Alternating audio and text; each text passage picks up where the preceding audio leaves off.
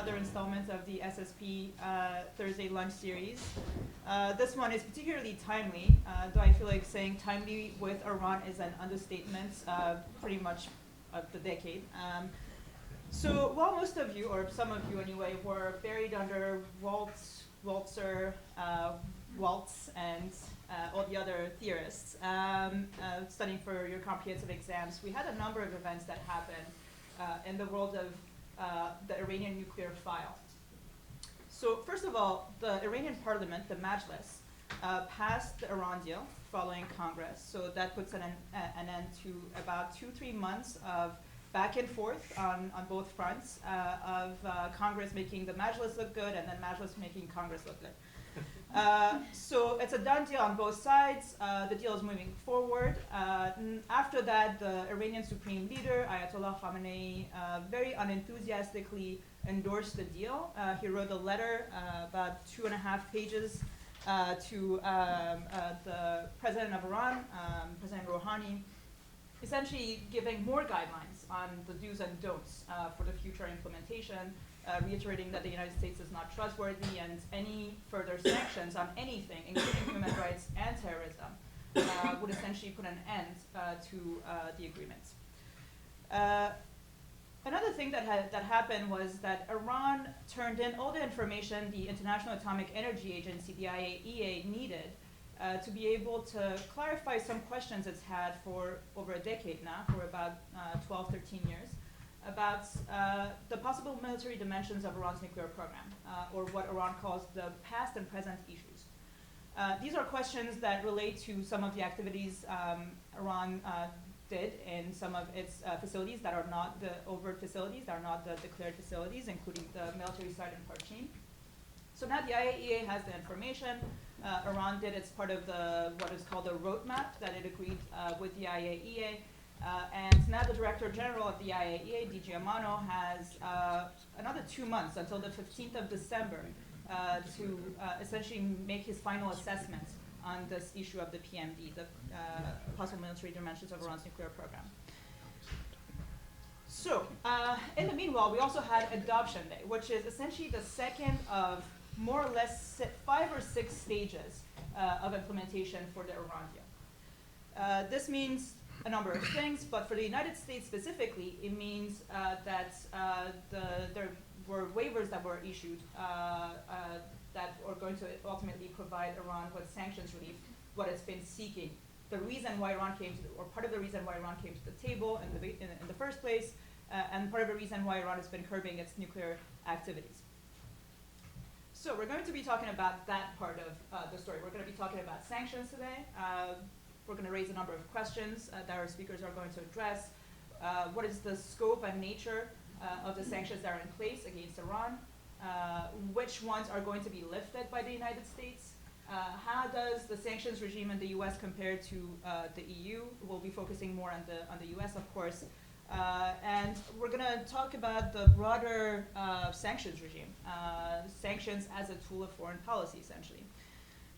We'll also talk a little bit about challenges and opportunities for the United States and Iran, how they compare with challenges and opportunities for the rest of the P5+1 partners, the EU specifically, and potentially some of the implications for Iran as it begins its economic recovery or not. So, very simple, easy questions, slightly more difficult than what is the meaning of life. And with me today are 2 experts, 2 prominent experts in the field. Sam Cutler to my left, who's a policy advisor with Ferrari Associates. He was at the Washington Institute before joining Ferrari and Associates. He is one of the go-to people, I think, for the Iran nuclear files circle on sanctions. And to his left is Peter Kucik, who was at OFAC for a number of years, who is, I guess your primary expertise is actually Burma, but you've been working on everything ranging from Cuba to Iran and the DPRK, so proliferation-related sanctions and all other sanctions. All right, so without further ado, I think that you're going to have a bit of a back and forth, is that right? So you're not going to be speaking in turns as... Yeah, I think so. Yeah, I mean, we wanted to offer on the front end that please feel free to interrupt with questions. You know, we sometimes don't have an appreciation for where added detail is needed and might be talking past, which is certainly not the intention. So, and if you have any question that is, you know, related to anything that we're saying at the moment, please feel free to let us know. Especially if we use acronyms that we don't adequately define beforehand, which we'll try our best to do. And I realize that this was billed as sort of an Iran and the JCPOA talk, but we thought it would be a good idea to sort of put Iran sanctions in the context of the broader tool of sanctions as a component of U.S. foreign policy. And because you guys are all grad students, if you want to read something academic about sanctions, I would suggest David Baldwin's Economic Statecraft. It sort of gives you an idea of how to think about sanctions versus any sort of discussion. I mean, there's a little bit about sanctions as an effective tool of U.S. foreign policy, or to what extent it's an effective tool, but really gives you an idea of how to think about sanctions. First, just one definition. Ariane mentioned OFAC. That is the, also I should thank Ariane and Georgetown for inviting us. Absolutely. Great opportunity. But OFAC is the Office of Foreign Assets Control. It is the arm of the Treasury Department that is responsible for implementing and managing U.S. sanctions programs. It's something that we'll refer to very frequently. But we're sort of going to divide, or at least I'm going to divide sanctions into a number of different eras that characterize how they were used and what type of sanctions and how they were deployed. So really, before the 1990s, you really had the era of dumb sanctions, and that's not a value judgment. That's sort of a reflection of the fact that these regimes were broad, they were country-specific. They were basically total bans in most cases on dealings with these countries, and so that's Cuba, which Peter is going to break into, is sort of the penultimate example of this. Sure. So just a little further by way of introduction, I was at OFAC for almost 7 years in the policy division. I did focus on Burma. It was the durable thread to my tenure. I also worked extensively on Cuba and did in fact work on the Iran program as well. OFAC is very small. It is. You work on many different programs there. That's right, and it's also, there's not necessarily a sort of things are delineated in part based on crisis management. When something happens, say a crisis in Libya, whoever has the best ability to take on a new program at that time might end up becoming a Libya sanctions expert essentially overnight. So there's no geographic thread to my portfolio. Cuba and Burma on face don't seem particularly related. But part of the reason that we wanted to give a little bit of background and introduction is that they are. Ultimately, it's important to understand how sanctions as a tool have evolved, but also to understand that, well, something that I say very frequently is that each program needs to be looked at on its own. The authorities underlying every sanctions program are slightly different. The impact is slightly different. The context and the foreign policy end that is sought to be achieved through sanctions as a tool is different as well. So in my view, a lot of what you see in terms of literature that tries to say sanctions are good or sanctions are bad, sanctions work or sanctions don't, is too superficial a treatment. It can't be looked at holistically and boiled down, distilled to sort of that simple of an answer. But more importantly, I think that it causes confusion, which we will get to in the Iran context. And the underlying thread to these negotiations was what is the end that is sought through these negotiations? And I think that what you've seen on the political side is there's a lot of disagreement about that. This comes up in all respects, and the program that is most often seen as ineffective is the Cuba program. So to that, modern sanctions sort of start with Cuba. I think that Sam's describing them as dumb is not inaccurate. I would trend towards blunt instead. You were in government. I was in government. Yeah. So for what it's worth, the The Cuba sanctions were imposed under the Trading with the Enemy Act, which is an antiquated sanctions authority. It dates back to the First World War. So as a quick side note, sanctions have been used throughout history, embargoes. The basis for the Trading with the Enemy Act, of course, was to prevent dealings with our enemies during the First World War. So when I'm saying modern is the first instance of sort of relative peacetime use, notwithstanding Cold Wars, of sanctions against a country that we're not actively involved in armed conflict with. North Korea certainly was in the mix, but there was an armed conflict there. And we'll say that the Bay of Pigs maybe isn't exactly conflict between the United States and Cuba. So the embargo is comprehensive.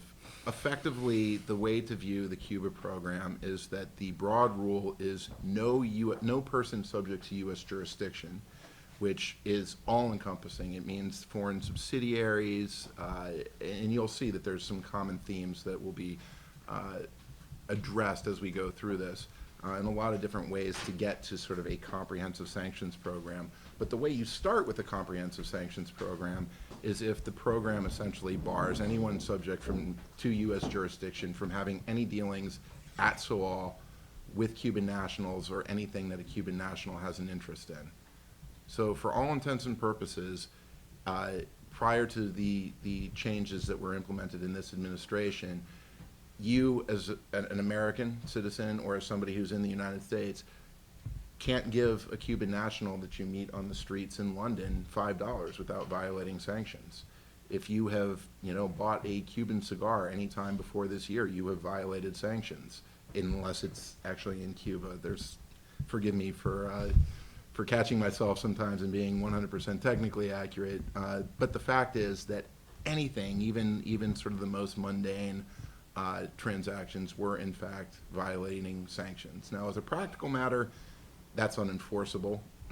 It doesn't serve the broader policy goal, and what you'll see in the course of this discussion is how things have been adjusted to sort of put pressure or attempt to put pressure where it is warranted. So the change that we've seen over the course of the Obama administration with respect to Cuba, in my view, are an attempt to sort of normalize or rationalize a very broad sanctions program and make it look more like the modern targeted sanctions programs. Which we'll get to in a second. Yeah, absolutely. Which was achieved via licensing. So essentially, you start with the rule that everything is prohibited, and the way you work back from that is by piece authorizing, various different aspects of away from the embargo.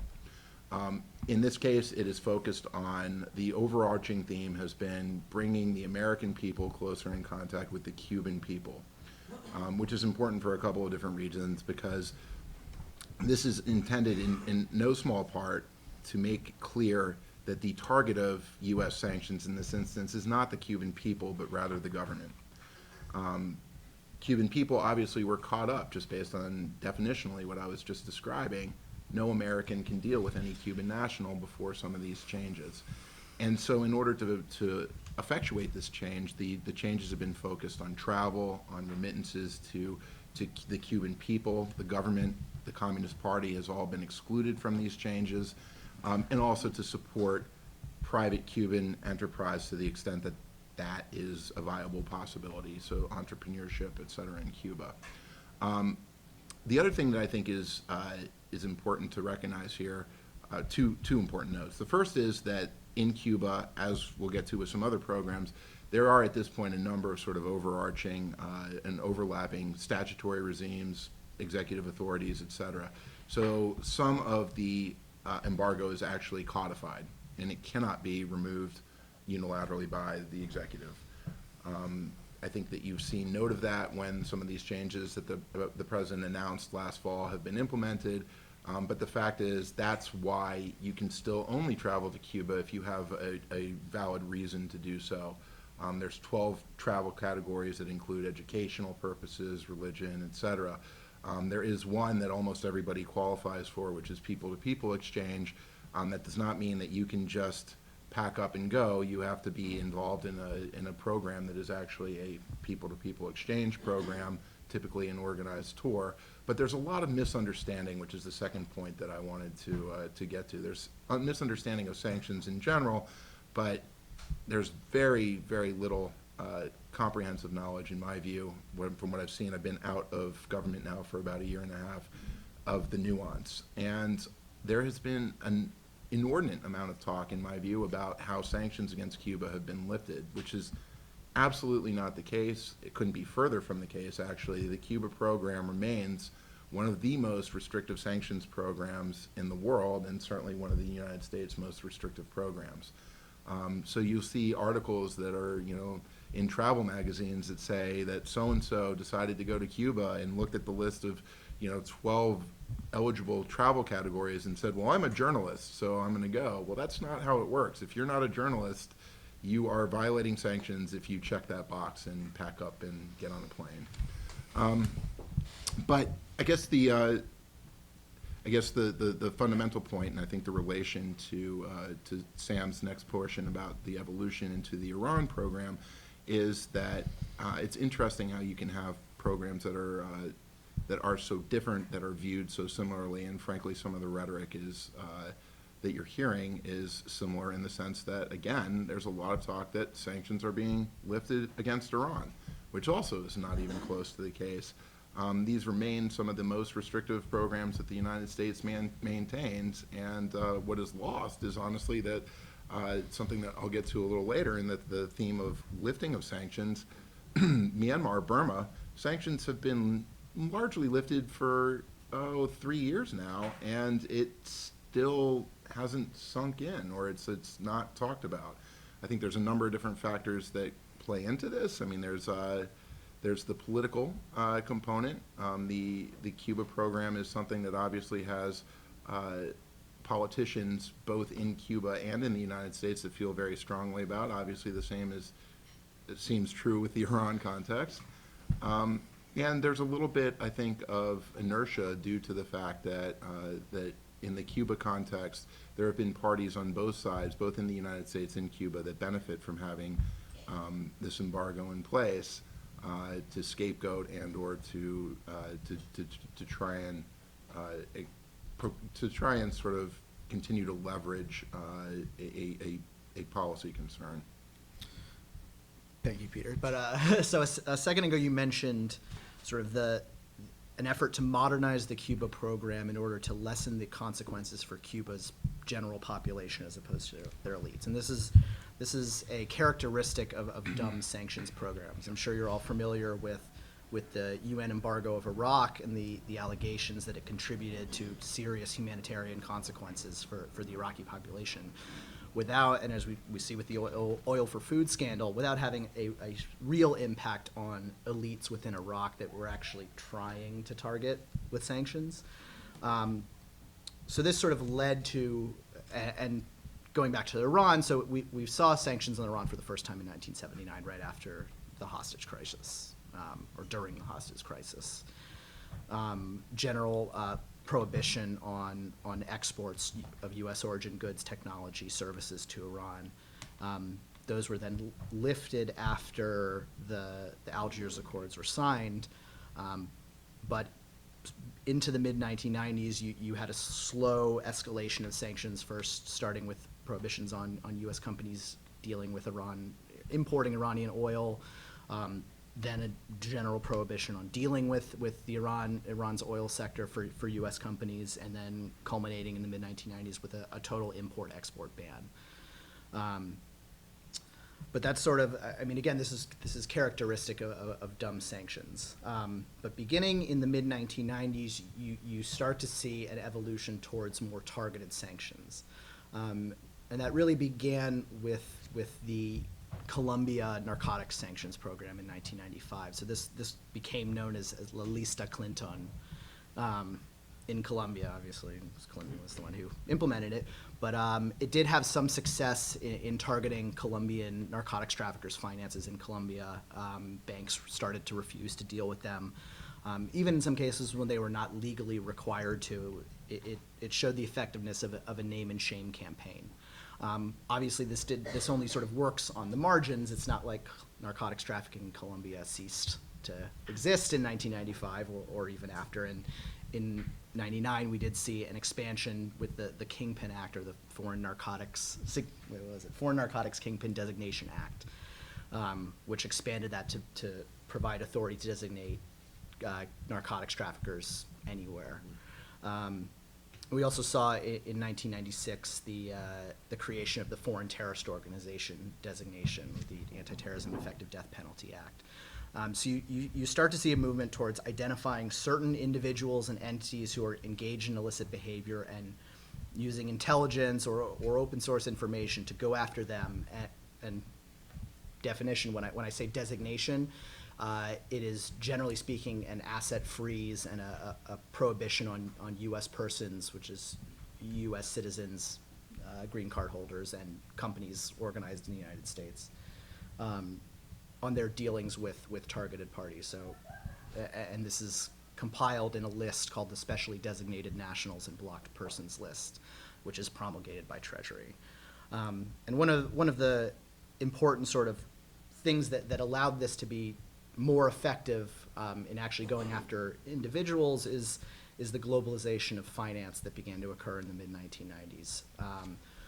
The dollar was and continues to be the primary currency used in foreign trade transactions or financial transactions in general. Last I checked, it's something like 80% of global trade is done in dollars.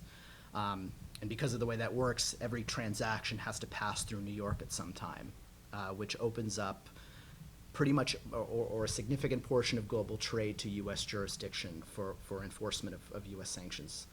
So even something that is nominally a primary U.S. sanction that only is supposed to affect U.S. persons, well, it's supposed to affect broader, but nominally only affects U.S. persons, can have a much broader effect than that.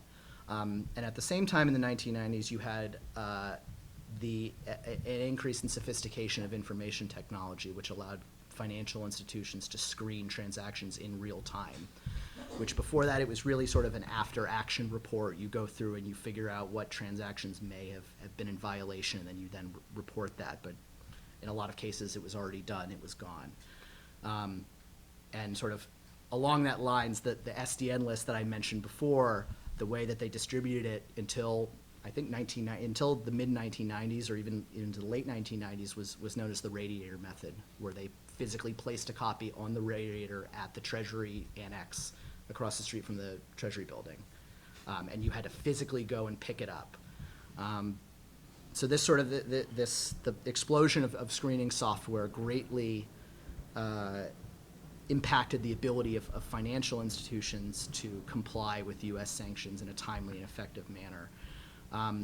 Which also points to sort of a broad characteristic of U.S. sanctions is this is not the U.S. government sort of watching transactions happening and pointing out to banks, oh, this is a violation, this is a violation. The U.S. government has deputized the private sector to do sanctions compliance for them.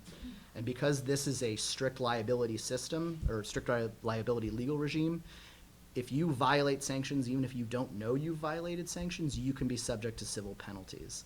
And there's no sort of standard compliance program that Treasury says if you do this, you're in the clear, you've done your job. So banks have to really, and banks and companies, I mean, everyone, especially over the last decade, I'd say, virtually every company does that either imports, exports, or does some sort of international financial transactions, screens their counterparties in some way. But it really means that you have to constantly be working to improve your compliance program to make sure that you're not suffering regulatory liability. So back to sort of the close of the dumb sanctions era. You did see in 1996 the first time that the U.S. tried to deploy what's known as secondary sanctions. Secondary sanctions is a term used by the U.S. government. Many outside would call them extraterritorial sanctions in a more pejorative fashion. Treasury, the justification for secondary is that technically they only affect the dealings of U.S. persons, But what they really are the authorization to impose sanctions for for a foreign party dealing with a targeted jurisdiction. So a Japanese company selling goods to a designated Iranian company can then have their access to the U.S. financial system cut off, or any number. I mean, there's a menu for certain sanctions of what can happen, cut off of export-import financing, prohibitions on contracts with the U.S. government, and sort of within the discretion of the executive on what they're going to do. But that effort, it was the Iran Sanctions Act, then it was known as the Iran and Libya Sanctions Act, when Libya got rid of its WMDs, or for the most part got rid of its WMDs in 2003. They were removed from that. But it targeted investments in Iran's petroleum sector. After they did this, the EU, how should I say this, had a flip out, and threatened to file a World Trade Organization complaint against the United States, after which the U.S. or the Clinton administration promptly backtracked and said, don't worry, we're not going to target EU companies or any companies for this, which is another lesson that will come into play a little bit later, but that administrations only really implement the sanctions that they want to, regardless of what Congress actually says. Congress tries to mandate, and this was technically a mandatory sanction, but there were no designations or any action under the Iran Sanctions Act until 2010. So 14 years went by without any action. And it also highlights the importance of multilateral cooperation. If you don't get your partners on board, even though to a certain extent, and I'll also talk about this a little later, U.S. sanctions are both a U.S. government to foreign government type of relationship. They're also a U.S. government to private sector relationship that may not actually 100% be influenced by whatever the foreign government's preferences are. So each company does need to do a risk-reward calculation in determining whether any activity that they're engaging in is actually worth it when weighed against the risk of adverse action by the United States. But multilateral agreement really does, it really is necessary for a broad-based sanctions program to have impact. So then moving on, within 2 weeks of September 11th, the U.S. decided that sanctions were going to be a component of its response, and they passed Executive Order 13224, which targeted terrorists writ large. I mean, individuals involved in terrorism, and then 4 years later, they also passed Executive Order 13382, which targeted individuals and entities involved in proliferation-related activities. And those, again, were targeted sanctions focused on individual companies or entities that were engaging in some sort of illicit behavior. Concurrently, the UN was also investigating the use of targeted sanctions. They held a bunch of conferences in Europe, Interlaken, Bonn, Berlin, Stockholm, which investigated and tried to set norms for the imposition of asset freezes, travel bans, arms embargoes. And did sort of set the stage for some UN action, though in my opinion, maybe the UN, they're kind of inconsequential, at least in terms of, I mean, the fact remains that while there is a mandate, there's no effective enforcement of UN sanctions. There's no one really to go to and say, well, you violated UN sanctions, so we're going to punish you. To a large extent, there's no one to punish, which is why US sanctions sort of have, there is a credible threat of enforcement, which has made them so effective. But so we have this sort of targeted sanctions era, which had some successes, but was not successful, especially in the context of Iran, with forcing them to reevaluate their nuclear program, to come clean with the IAEA, because there wasn't a great deal of economic impact on Iran writ large, and this is sort of the tension that you have to deal with in the imposition of sanctions, is that how much do you want to target a country as a whole and exact an economic price to get them to change behavior? Because the primary goal of sanctions is to change behavior. That's what, there's other sort of tangential effects. For adversaries, it's not always a bad idea to reduce the amount of resources available to them. But the goal is primarily to change behavior, and Iran was not changing behavior. So then we get into the secondary sanctions era, beginning in 2010, with the Comprehensive Iran Sanctions Accountability and Divestment Act, CSADA. And that built upon designations that occurred using the terrorism proliferation sanctions that I mentioned, and expanded them to have a secondary effect. So anyone dealing, and these designations, I should say, for these sanctions programs also included a number of major Iranian banks. So when you expanded that to secondary sanctions, it basically results in a prohibition or a serious threat of imposition of sanctions for anyone dealing with many of the largest banks in the Iranian economy, which began to have a tremendous effect. It also targeted refined petroleum exports to Iran. At the time, Iran was very dependent on the import of gasoline. They've somewhat solved this, but as the consequence has been a lot of pollution in Iran. Ariane may have discussed this at some point.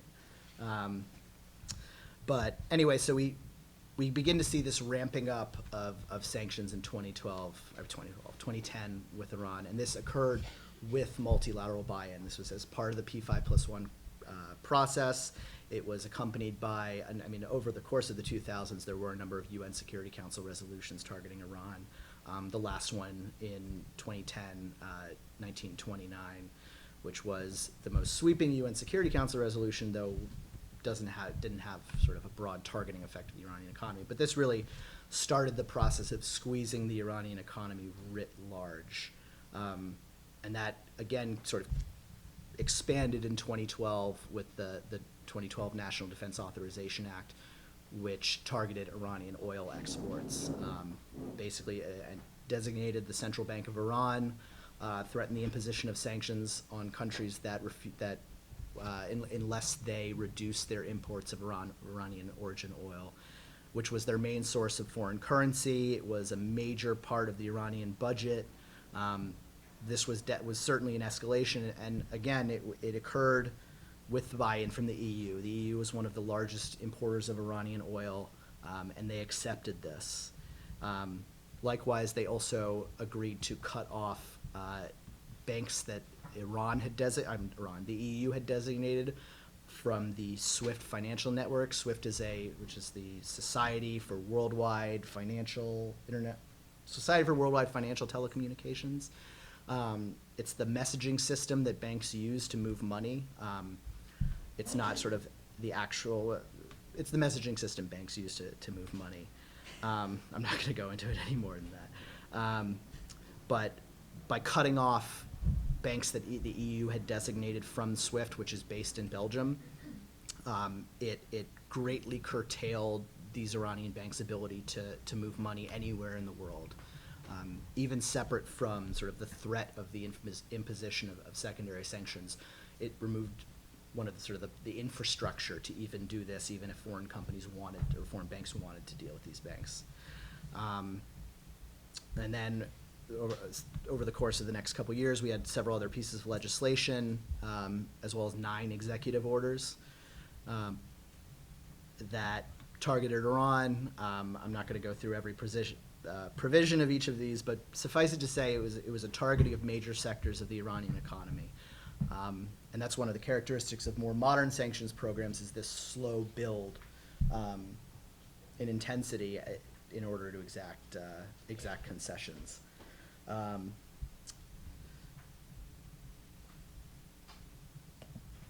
Sorry, and just one more point before we actually get to where we are now.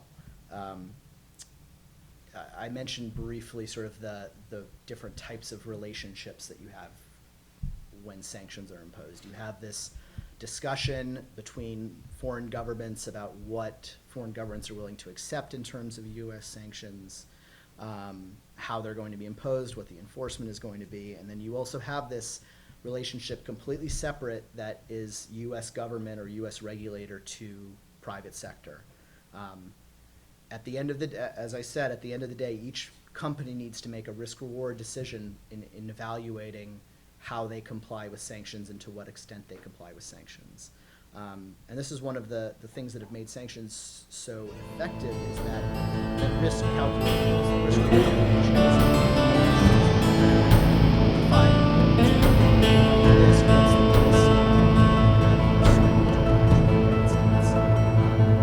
it's also, and this is particularly important for financial institutions, it's how much is it going to cost me to comply with sanctions? And how many extra steps am I going to have to subject every transaction I do with Iran to make sure that I'm not violating sanctions in some way? And in many cases, companies, banks will say it's not worth the hassle. Even if I'm technically allowed to do something, it's just not worth it. And this is going to be particularly important later when we discuss how Iran is going to be reintegrated into the global economy, and to what extent they're going to be able to receive the sanctions relief that they've been promised under the JCPOA.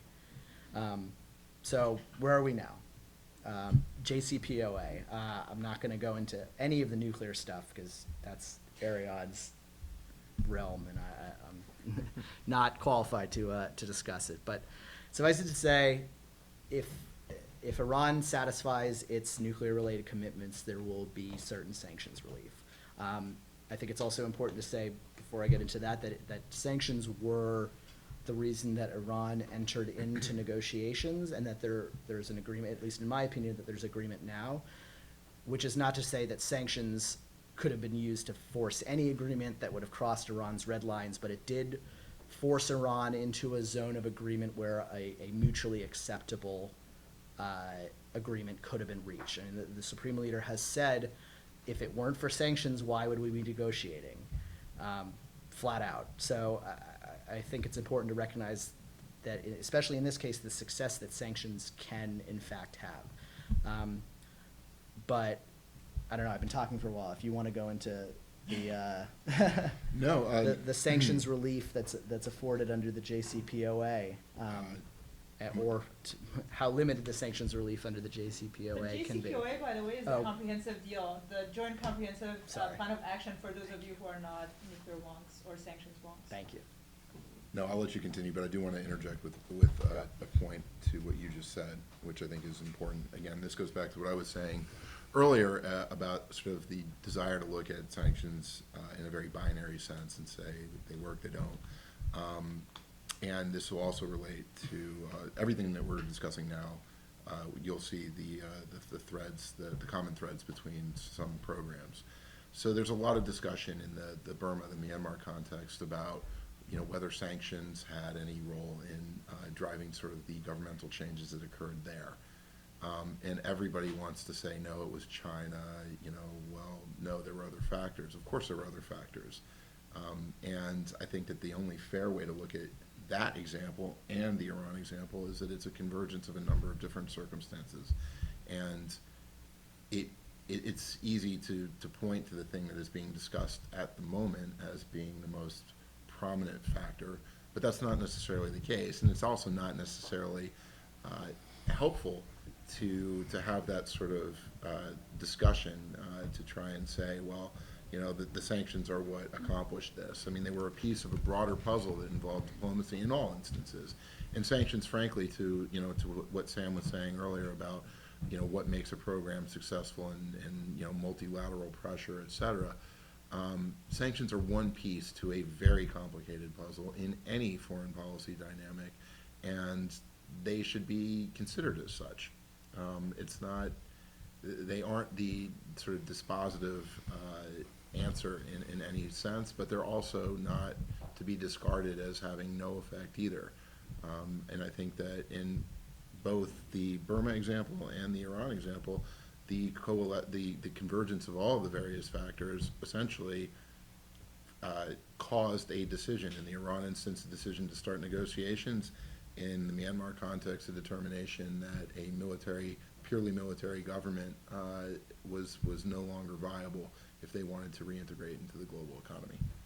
And I think it's also, it's something I've never quite understood about the public discussion of sanctions, is that there's this need to determine whether they're effective or not. And in a way that you don't, I mean, is military action effective or not? I mean, obviously, sometimes it is, sometimes it isn't, and in what context, I mean, sometimes it's unclear, and it depends on what the objectives are. And so that's how we should be looking at sanctions, as opposed to, as Peter said, this sort of binary evaluation. And it's something that seems to be unique to sanctions that I think needs to be changed. But putting that aside for a second, so we have sanctions relief under the JCPOA. It will relax, it will suspend, because a full lifting requires congressional action, which is definitely not forthcoming in the near to intermediate future. We'll see long term. But it will involve use of presidential authority that's included in these pieces of sanctions legislation to waive for periods of anywhere from 3 to 12 months, depending on which provision is, the imposition of certain sanctions. And it's, for the U.S., it is almost exclusively these secondary sanctions that I was talking about, targeting the Iranian energy sector, its automotive sector, certain other transactions. It will also involve the removal of a significant number of names from the SDN list, though there will also be many names that will remain. And then it will relax certain prohibitions on U.S. persons' dealings with Iran. It will allow foreign subsidiaries of U.S. companies to engage in some activity consistent with the JCPOA. This equation or equating foreign subsidiaries of U.S. companies with U.S. companies in terms of their compliance responsibilities was added in 2012. So it is, and in all of these, actually, it's in large part a return to a pre-2010 status quo. So we're not getting rid of sanctions, we're really only returning to what existed before 2010. I mean, and as I said, these secondary sanctions were started with for the most part with CISADA and expanded from there. So foreign subsidiaries, the U.S. will authorize the export of aircraft and parts and services for civilian use. Iran's aviation sector has suffered greatly under sanctions. A lot of their aircraft were bought in the 70s before the revolution, and the aviation industry there does not have a great safety track record as a result. And it'll also allow the importation of carpets and Iranian origin foodstuffs like pistachios and caviar, which are major exports for Iran. It hasn't happened yet, so don't do that. Cigars, right? No cigars. No cigars still? You have to go and bring them back. You do have to bring them back, and only Done. only $100. So in terms of what a U.S. company can do with Iran, it's extremely limited.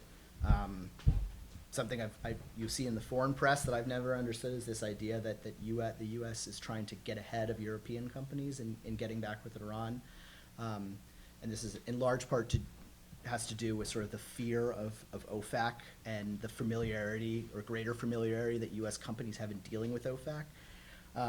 So they think that there's some sort of leg up that they have, which is not at all the case, because there will be almost nothing that U.S. companies can do with Iran, even after implementation day, which is supposedly going to occur in first or second quarter 2016, though the Iranians say that it's going to happen 2 weeks from now. It happened 2 weeks ago. Oh, it happened 2 weeks ago. So- Okay, there you go.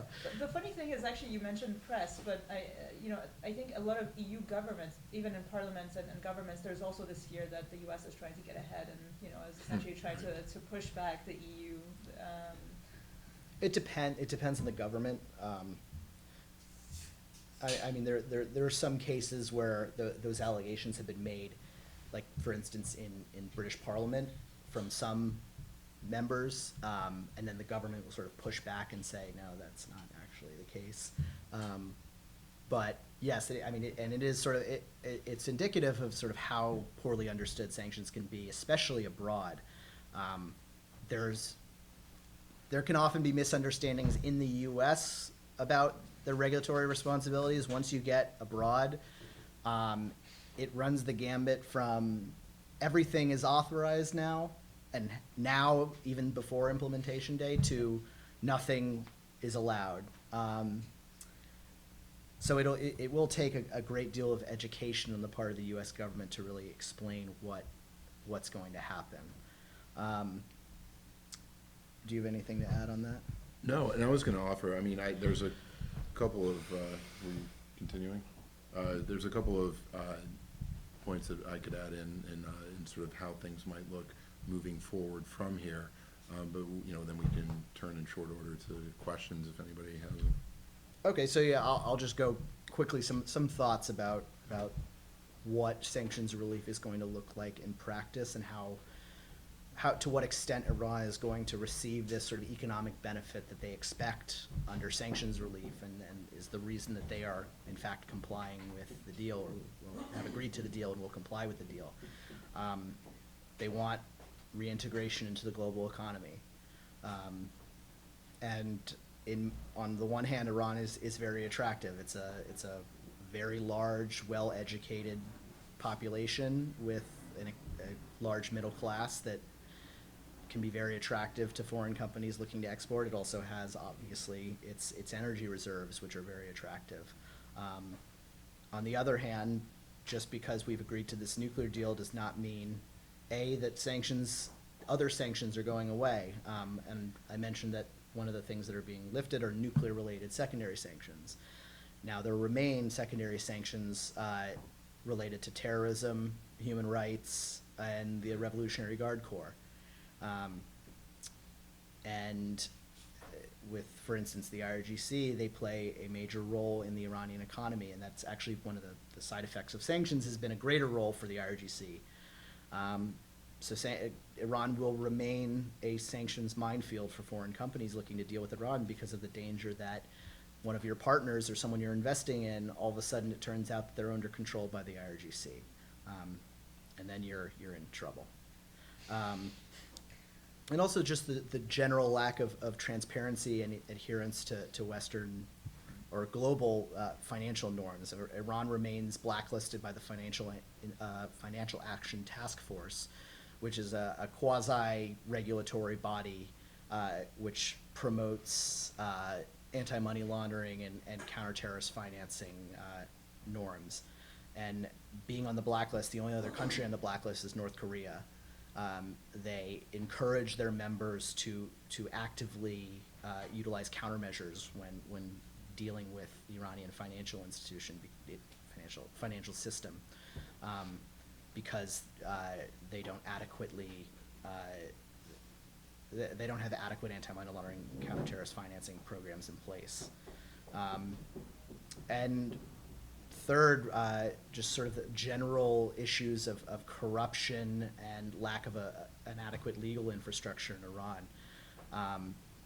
I mean, as we just saw in the last couple of weeks, an Iranian-American businessman who has actively advocated for better U.S.-Iranian ties arrested by the government, which shows that, I mean, that at the end of the day, if the government wants to do something, there's really no recourse for you. I mean, they nationalized in 1979, and there's nothing stopping them from doing it again, or taking other action. And corruption is endemic in the country. Their court system does not have great intellectual property protections, and it's not a good venue for resolving commercial disputes. So there's going to be issues on that. Sorry. You spoke of the secondary sanctions. I would like to ask, where does the release of asset freezes fall in the spectrum of sanctions relief or the secondary sanctions that might be made? Because Iran has been accused of supporting officially labeled terrorist organizations, and even though asset freezes could go into just regular economic activity of Iran, lots of people even have the government alleged that money would go straight into further support of So there's a few sides to it. So these asset releases are Iranian funds held abroad that are, I mean, they're Iran's money, and a large portion of them, though some reports conflict, are there because of a quirk of the 2012 Iran Threat Reduction Act, which mandated that for countries that are importing Iranian origin oil, they have to deposit the proceeds of that oil into accounts in the banks in the importing country. And those funds can only be used for either humanitarian trade or for bilateral trade between Iran and those countries. And because the amount of goods that Iran imports from those countries don't match up with the amount of oil that they export, there's been a large surplus, especially, especially China and India, that Iran simply has been unable to spend and is now just sitting there unused. Now there's also sort of legacy frozen assets from 2010, sort of the vast expansion of U.S. sanctions that I'd say Iran didn't expect and didn't do enough to sort of shield their assets from freezing. But at the end of the day, and I think the administration has admitted this, that yes, some of that money could go to increase budgets for the IRGC, increase support for Syria. But at the same time, Iran has massive investment needs. Its banking system is in complete shambles in terms of the balance sheets. There's a lot of other needs that are going to compete with military or terrorist needs. If you want to. Sure, I think Go that further on I think that. that another aspect of your question that's interesting is it relates back to a lot of what we've been talking about so far.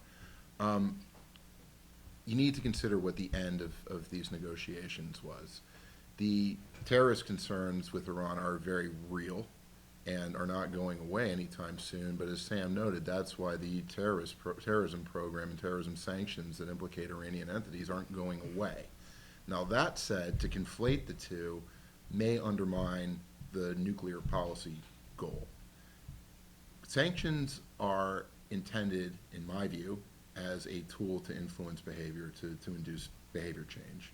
If there's no way to have them removed, they're on face ineffective. If they're used in a punitive way, there's no reason for the other party to change behavior in any way at all, because they know that they will never get their money back, or they will never come off the sanctions list. So why bother considering what the U.S. concerns are?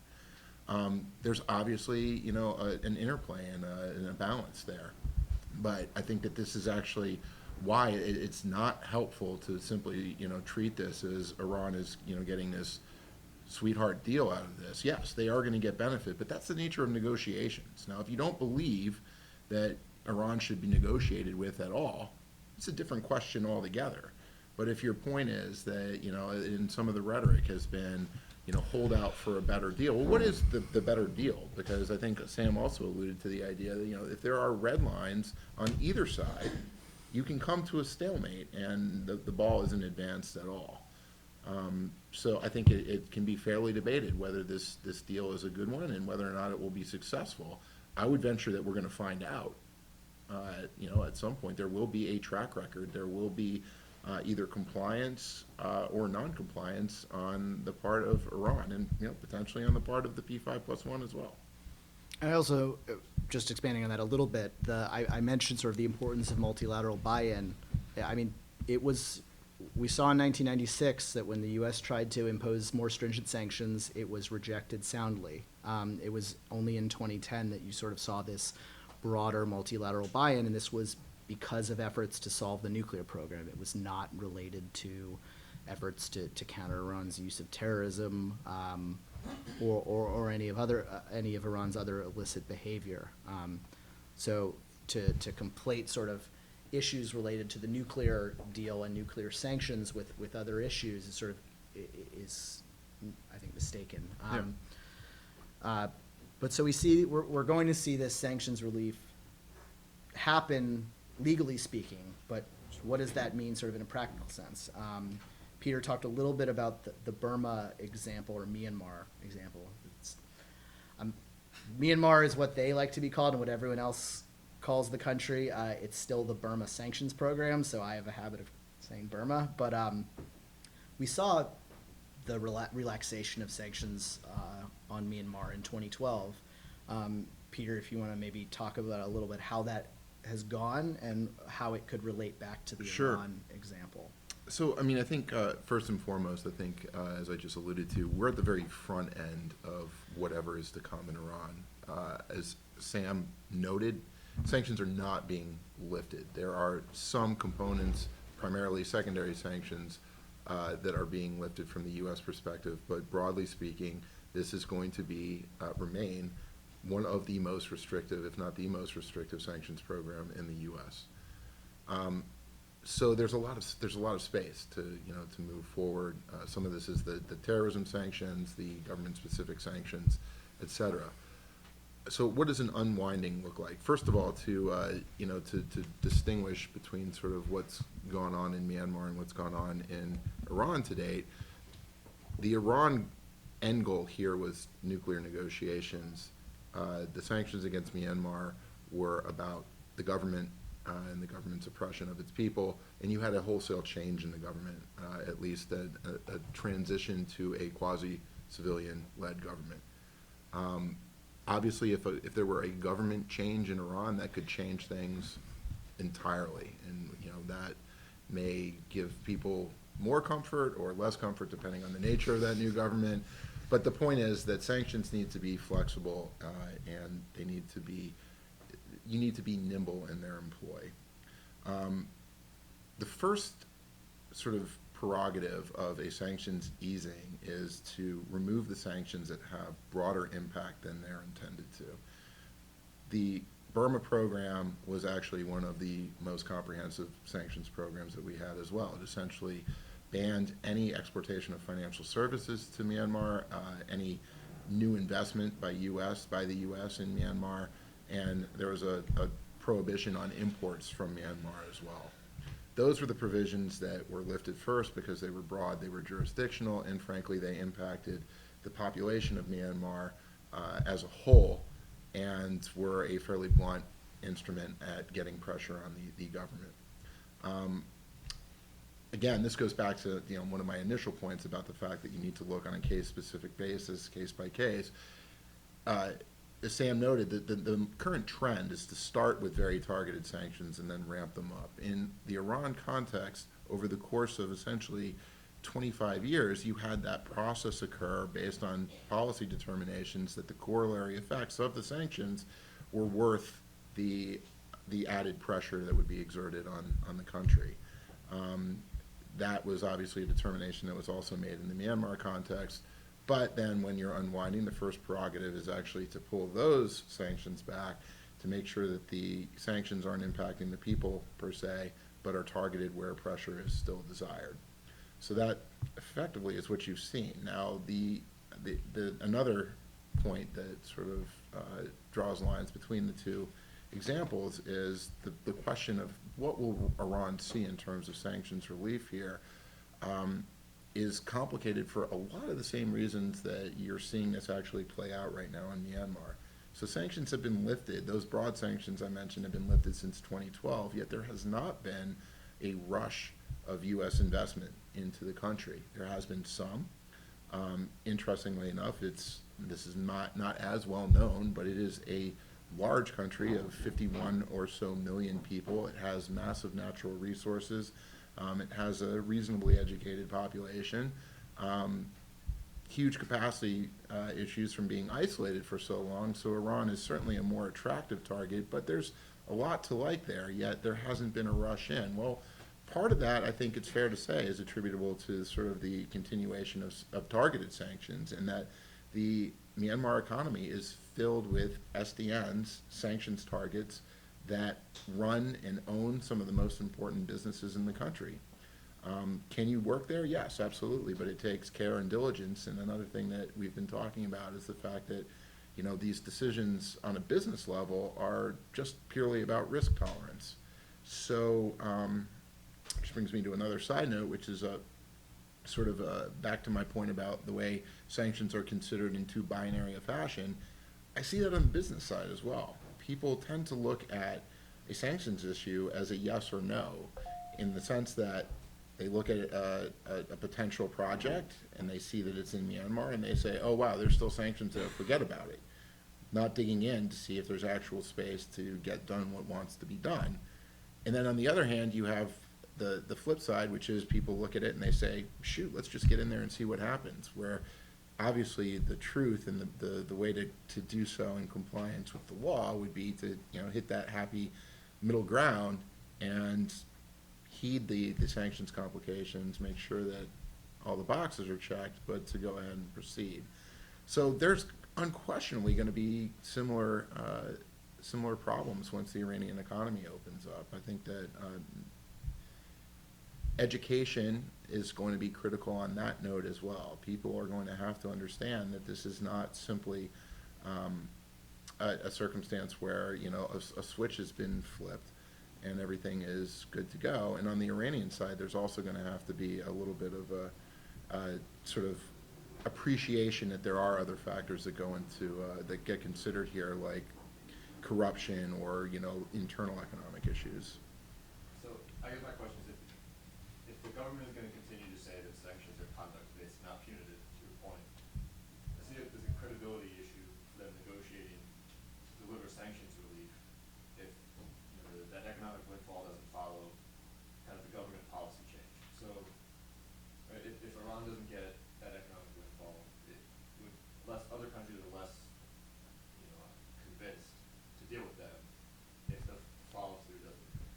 So, I mean, So if I'm understanding you correctly, this exactly speaks to my point about education, right? I mean, it's not simply a flipping of a switch and everything, comes clean. And I think that this is going to be something that will need to be worked through, but also it's a dynamic environment, right?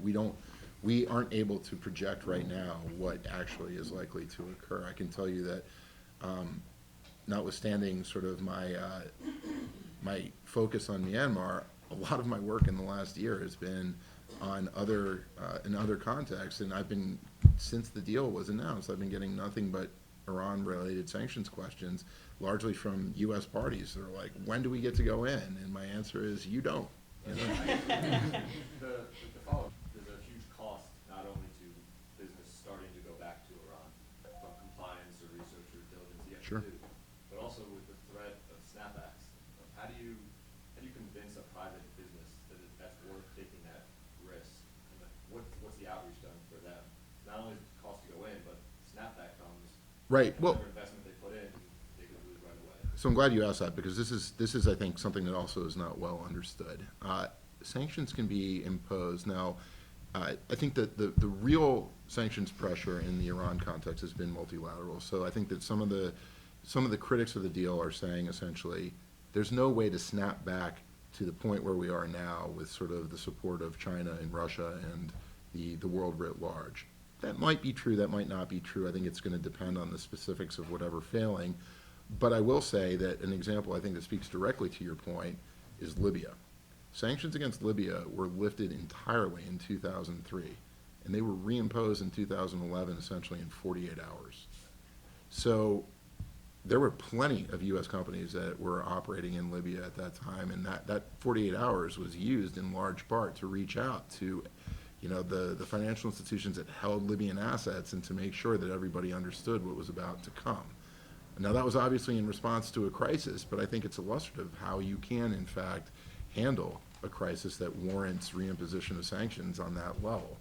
The other thing is the authority under the International Emergency Economic Powers Act, which is the predicate for all modern sanctions, to declare a national emergency is very broad. If there's reason, the president could impose sanctions against Canada tomorrow. So obviously that is facetious in a lot of respects, but the fact is that it's not entirely. I mean, if you have a government changeover in a country that is of consequence, you can have a circumstance in very short order. I mean, I think the Russia case, more recently is illustrative of this too. Now, Russia sanctions have been complicated by the fact that you have essentially the first modern integrated economy that has companies that are being targeted, And this has required sort of a very careful game and sort of very precise targeting.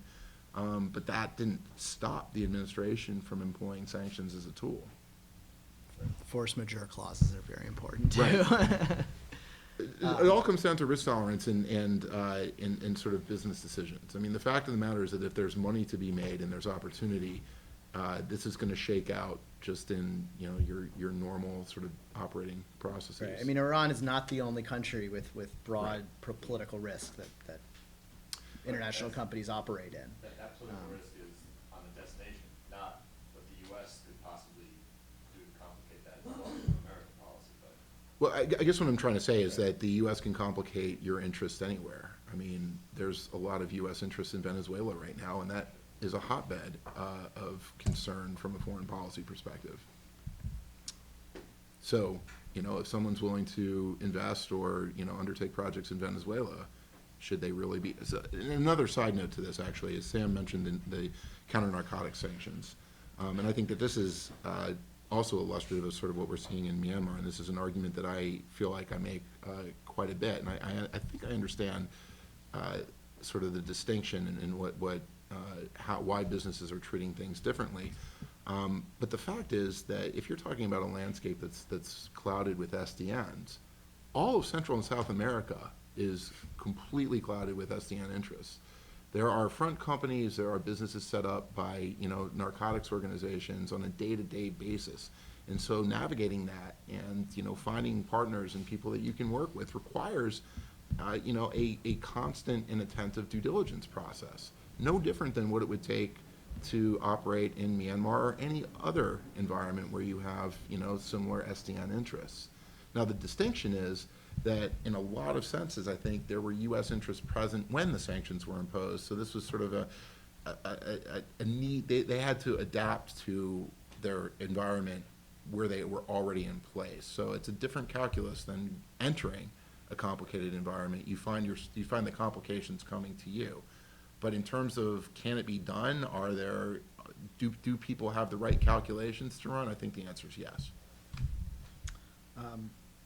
Peter mentioned Russia briefly, but just sort of to close to our presentation, I don't know how much over we've gone so far, but sort of the last sort of era that I divide sanctions writ large or U.S. sanctions into is what we're in now, which a colleague of Peter's from Center for New American Security, Liz Rosenberg, calls micro sanctions, which in the Russia context in the Russia context, OFAC has imposed a number of directives which target certain types of transactions, especially financial transactions from certain individuals. So debt servicing, technology for exploration or extraction of crude oil from shale deposits or deep water, targeting specific oil fields as opposed to sort of companies writ large. And these come with their own set of very difficult compliance questions. It's not just, do I need to screen against entities or I need to screen against countries? I need to now screen against certain types of transactions with certain entities that I may be authorized to deal with in other senses, including in very sort of significant financial transactions. But these other types of transactions are restricted. And I think that it's an effort, especially with a country like Russia, which is the eighth largest economy. It's an attempt to sort of use a very fine scalpel. But the U.S. is still really learning how to use this, and we've seen a number of unintended consequences, broader application of sanctions than the U.S. maybe even intends. And a metaphor I like to use, at least in this context, it's really, we're trying to start targeted fires, but those can get out of control sometimes, and it's really imperative and this gets back to the education point. And one of the issues with U.S. policy right now is that OFAC, which implements sanctions, is under 200 people, and Peter will even admit this, I'm sure, coming from there, that they're not always the best with providing guidance. There was actually an event here a few years ago with a former OFAC, then current OFAC employee who said That OFAC's job, it views its job as restricting economic activity, not allowing or even encouraging economic activity where it is allowed. And maybe he even admitted maybe that's a problem, maybe that needs to change. I'm not sure the extent to which it has changed, but it's going to be something that's going to need to occur in the Iran context, and I think it also needs to occur in the Russia context. Sorry to bash on OFAC. Oh. So OFAC, just to respond to that briefly.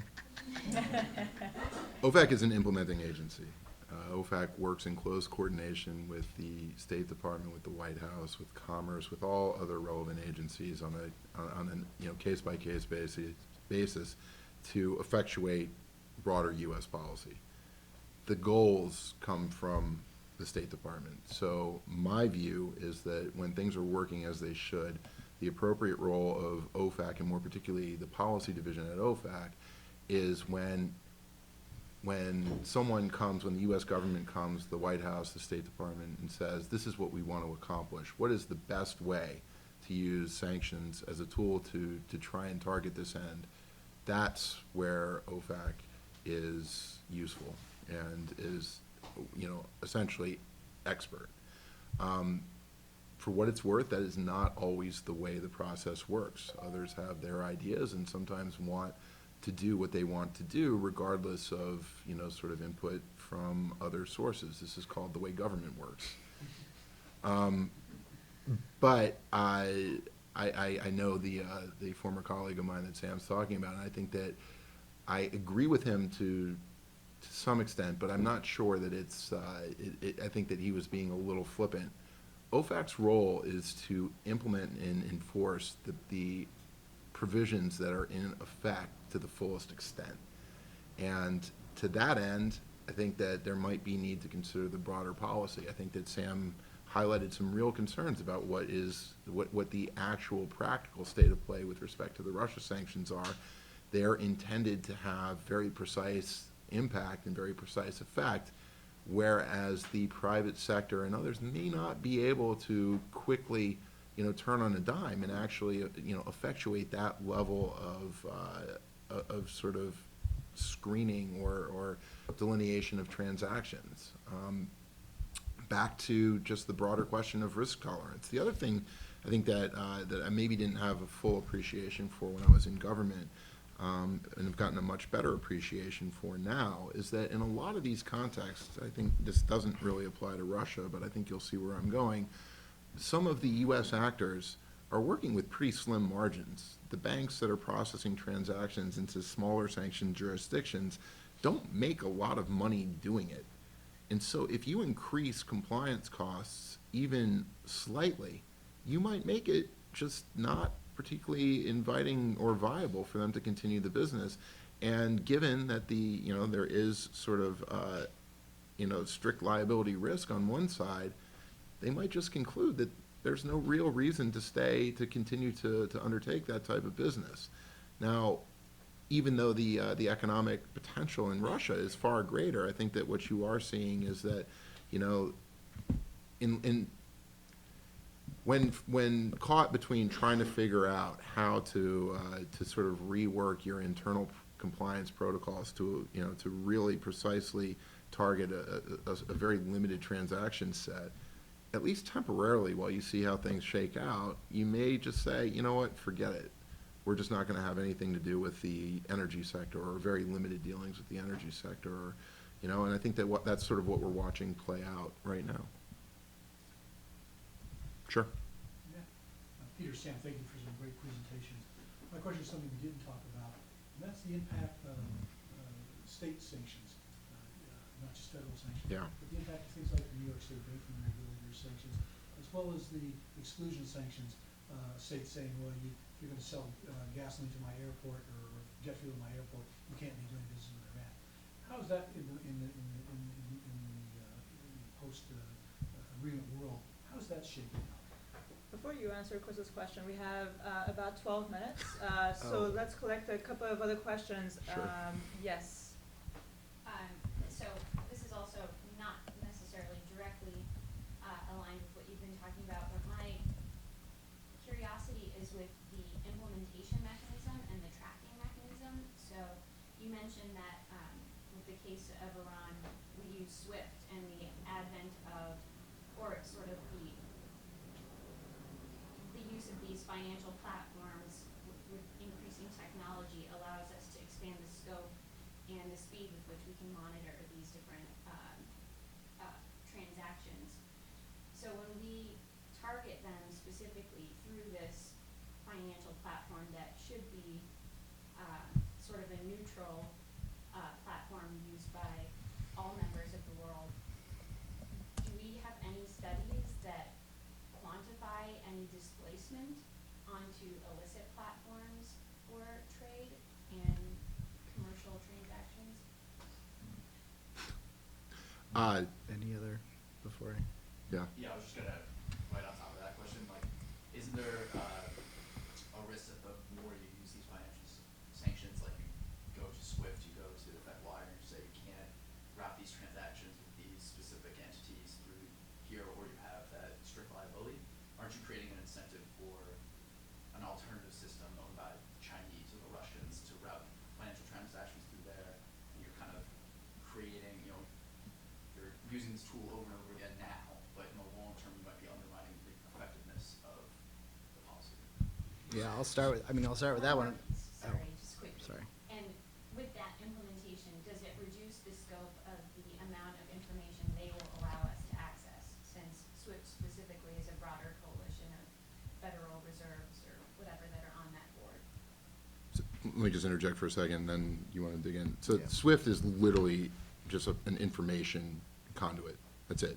All it does is, send information between banks and relevant parties about what the actual underlying and it happens to be, it's exclusive because essentially it's grown to the point where it's the system that everybody uses.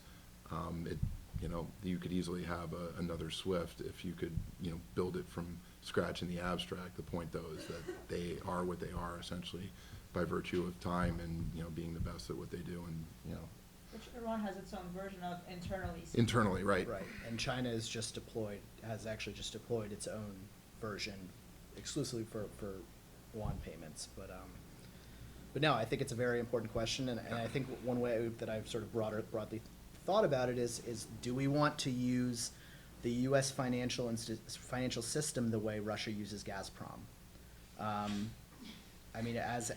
Using That's a good analogy. economic levers to prompt policy change or for foreign policy reasons, to what extent that could adversely impact our broader economic position. Now, I think that it's a question that's coming up more and more. I don't think there's been enough analysis of this. Now, I think there's a lot of things that go into sort of the dominance of the U.S. dollar and the dominance of the U.S. financial system. Sanctions or no sanctions, there's still going to be powerful incentives to continue doing transactions in dollars and having dollars be the primary reserve currency of the world. But I don't think it's sort of outside the realm to question whether there's a danger of us using this tool too much, and to what extent that it's going to prompt countermeasures or coalition building on the outside that to avoid the U.S. for sanctions reasons or for money laundering reasons or whatever. It's basically, at the end of the day, sanctions are forcing foreign countries to alter their domestic economic and foreign policies to fit U.S. interests in ways that may not be in those countries' interest. But because we have sufficient leverage, they acquiesce. But what are the costs to that? I don't have an answer to that, but I think it's something that we're worried about going forward. Yeah, and there isn't an answer. I think that it's a very good question, and I think it's absolutely the right question to be asking. But I think the retort is, well, what's the alternative? And I don't think it's not speaking about the tool by itself, but it's case by case. It's what are you seeking to achieve? Is there another avenue other than sanctions to achieve your policy end in an instant matter, right? I think you've highlighted appropriately sort of the broad concerns moving forward. Will other countries, maybe try and use this as a reason to conduct transactions not in the dollar moving forward? Sure, but what's to stop China from looking at this model and thinking, hey, sanctions work pretty well for the U.S. Why don't we start using them too? I would venture they will. I mean, particularly if they had the type of leverage that we do now. So it's a balancing act, but it's a balancing act just like any sort of decision in the foreign policy realm. Is sort of standard diplomacy enough to deal with an issue? Does it require something more? I also get frustrated when you have companies sort of say, oh, this is hurting us badly. Well, if the alternative is armed conflict, what do you think is going to hurt you worse? And so this is a calculation, and in my view, sanctions are a tool that are a very powerful and potentially very destructive tool, but they're somewhere on the spectrum up towards the top in terms of, similar to the use of military force, and they should be considered as such. But I think that they're absolutely an important component. So to the question about sort of SWIFT and the mechanisms of actually catching these transactions, I mean, frankly, right now with the dollar as it stands, there is no way for anyone to avoid, for the most part, having transactions that are dollarized clear the United States. There's not enough briefcases full of cash in the world to effectuate the level of transactions that we're talking about. It's working pretty well for North Korea, those suitcases of. Yeah, yes and no. I mean, first of all, they print a lot of it, so there's no. But I mean, that as flippant as that response is, I mean, that's the truth. I mean, they don't have adequate access to actual dollars to be able to serve their purposes. So they get it essentially from China, and they get it from printing it themselves, and it does work to some extent. But that's because there is no perfect solution. But in terms of just sort of run-of-the-mill North Korean transactions, it's virtually impossible for them to be conducted in dollars. And then finally, I think that the question about sort of the actual states operating in the federal system, I mean, that's a question that we're, I think, at the very front edge of right now, and we're going to see play out. New York is sort of its own case. I mean, the financial sector's presence there. This sort of actually relates to the SWIFT question in the sense that Manhattan and New York is the center of essentially the financial universe. If everybody decided tomorrow to pack up and move across the river, that sort of takes the wind out of DFS pretty quickly, right?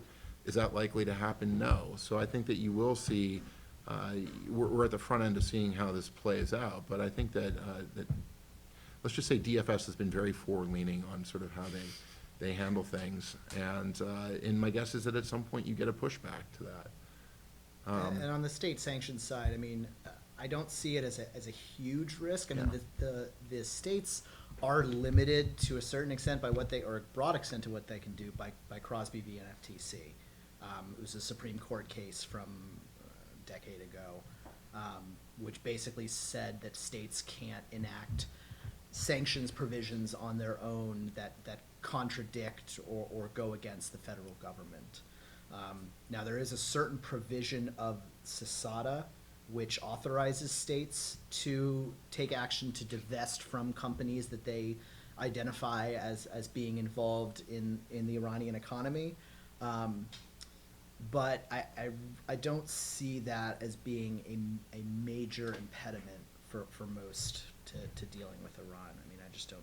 Yeah, I mean, the more interesting question, I think, is sort of how state funds and investment vehicles sort of operate moving forward. But I see that as more just a purely economic question and akin to pretty much any sort of decision that gets made in those realms. So we have 3 minutes, and I wanted to ask you both to sort of give us 1 minute on advice essentially for people who want to sort of thinking about a career in sanctions, at OFAC, Treasury, private sector. Essentially, what else is there? What are some of the best practices? Share your experience essentially. Sure. So I'm not sure that there's a perfect paradigm for that. I honestly didn't know much about sanctions or about OFAC before I started there in 2007. So you're already essentially doing more than most by starting to learn about it now. There's obviously a lot more opportunity than just OFAC sanctions related. There's the Economic Bureau at State, and frankly, the State Department writ large ends up having say in sanctions issues all the way down to the desk level. Sorry, I lost my train of thought. So the broader umbrella at Treasury is TFI, Terrorism and Financial Intelligence. So there's a lot of opportunity within TFI more broadly to have a say in this. Treasury IA.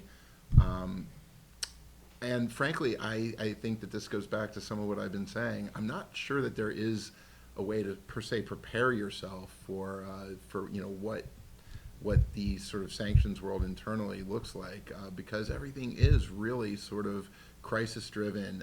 The best part of it, from my perspective, is that you're reacting to and dealing with essentially front page news, and you're at the very front edge of that. And it's absolutely a tool that's growing and used, as I've said before, so it's only going to become more and more important moving forward.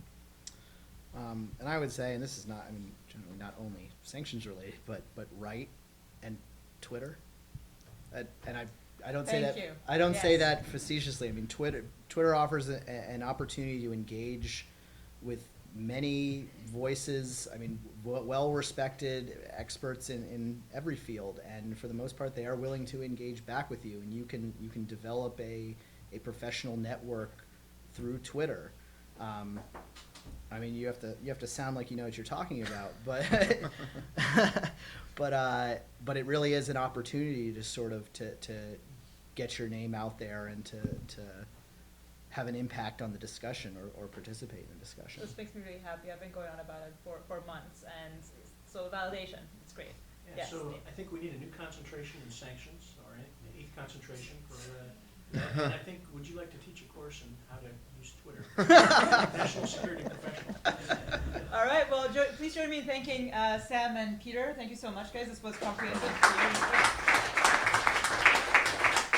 I'm sorry, we didn't manage our time very